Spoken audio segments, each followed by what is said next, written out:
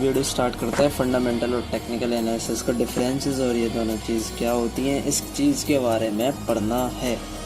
तो fundamental analysis वो होता है जो फिज़िकल में होगा, यानी कि फिज़िकल फॉर्म में हम किसी कंपनी के स्टॉक्स का या उसकी परफॉर्मेंस का एनालिसिस करते हैं। यही पढ़ते हैं पहले, रियल वर्थ ऑफ कंपनी। ठीक है, ये हमें परफॉर्म करती है या फिर समझाने में मदद करती है कि किसी कंपनी की रियल नेटवर्थ क्या है या उसकी और टोटल वर्थ क्या है। किस तरीके से पता चलती है उसकी कंपनी की मैनेजमेंट, कंपनी की डेप्थ, यानी कि जो चीज़ कंपनी की फिज़िकल फॉर्म में प्रेजेंट है वो सारी चीज़ें। और जैसे फाइनेंशियल स्टेटमेंट और बिजनेस मॉडल, प्रॉफिट इंडस्ट्रीज़ और पोजीशंस, ये सारी चीज़ें किसी कंपनी की परफॉर्मेंस के फंडामेंटल्स के थ्रू समझने को मिलती हैं। ठीक है, और डेप्थ हो गया किसी चीज़ का, किसी कंपनी का मैनेजमेंट हो गया, ये सारी चीज़ें है ना, ये होती है फिजिकल फॉर्म में। ओवरऑल ये डिसाइड करता है, यानी कि सारे अगर देखा जाए तो ये किसी कंपनी है, किसी कंपनी के स्टॉक्स की अंडर वैल्यूड है या फिर ओवर वैल्यूड है। अगर कोई कंपनी 100 करोड़ की है और 150 करोड़ के लॉस में है तो उसमें इन्वेस्ट या ट्रेड करने का कोई फ़ायदा नहीं है। सारी चीज़ें पता लगती है फंडामेंटल एनालिसिस से। टेक्निकल एनालिसिस क्या होता है? Focus on price movement.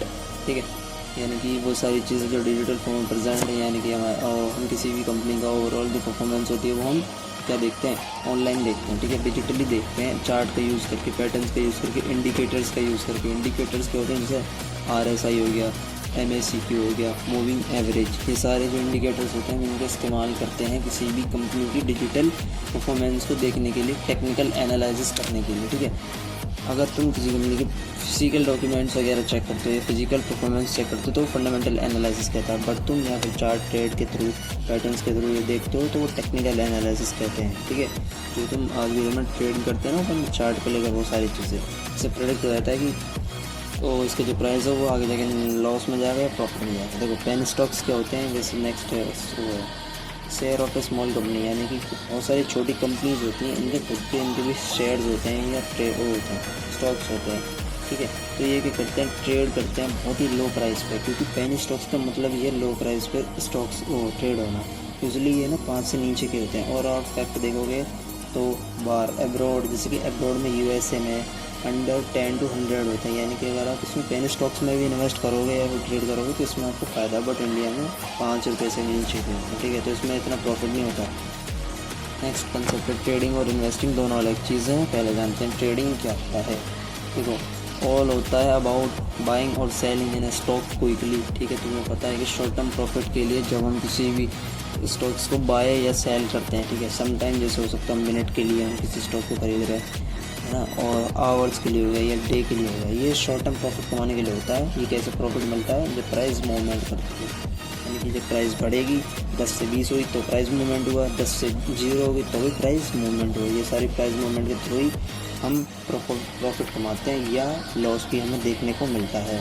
ठीक है, और इसके कुछ की पॉइंट्स हैं जो हमें जानना ज़रूरी है। ठीक है, जैसे फोकस करते हैं इस पर चार्ट पे, इसके पैटर्न्स के थ्रू, इसके इंडिकेटर्स, है ना, पता चलती है इससे। टाइम फ्रेम जो होता है इसका वो शॉर्ट टर्म होता है, जैसे हम स्विंग ट्रेडिंग करते हैं सेकेंड्स टू मिनट में, इंट्राडे होता है, वीकली ट्रेड करते हैं। ठीक है, इंट्राडे में डे ट्रेडिंग होती है। और गोल्ड क्या होता है, इसका प्रॉफिट कमाना होता है हर प्राइस मूवमेंट पे, है ना। ये पूरी बेस्ड होती है टेक्निकल एनालिसिस पे। हाई रिस्क होता है बट हाई डिमांड भी होती है इससे। ठीक है, क्योंकि इंट्राडे भी हो सकती है और स्विंग भी हो सकती है। स्विंग में और डे मतलब सेकंड टू मिनट में होता है, बट इंट्राडे में डे ट्रेडिंग होती है। एक दिन में इन्वेस्ट बाय करो और सेल। ठीक है, नेक्स्ट कंसेप्ट है इन्वेस्टिंग, मतलब buying stocks and holding them for a month और ईयर, यानी कि ये एक लॉन्ग टर्म इन्वेस्टमेंट होती है। ठीक है, इन्वेस्टमेंट एक अलग चीज़ होती है। ट्रेड यानी कि जब तुम किसी को खरीद रहे हो या फिर उसे हफ्ते के अंदर बेच दोगे, बट इन्वेस्टिंग तुम उसे लॉन्ग टर्म के लिए होल्ड कर रहे हो अपने डीमेट अकाउंट में और उसको मंथ के लिए या ईयर के लिए उसे रखते हो। उसका एम होता है बेनिफिट कमाना कंपनी के लॉन्ग टर्म ग्रोथ से। डिविडेंड से भी कमा सकते हैं, डिविडेंड प्रॉफिट में कंपनी जाएगी तो आपको डिविडेंड मिलेगा, कुछ हिस्सा मिलता है।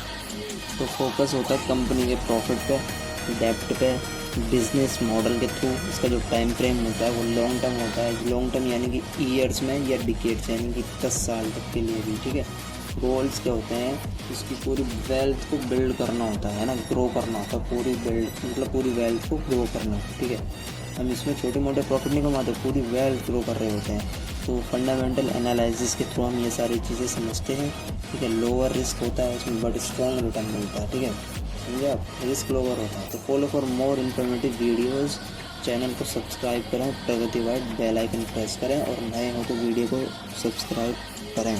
Thanks a lot.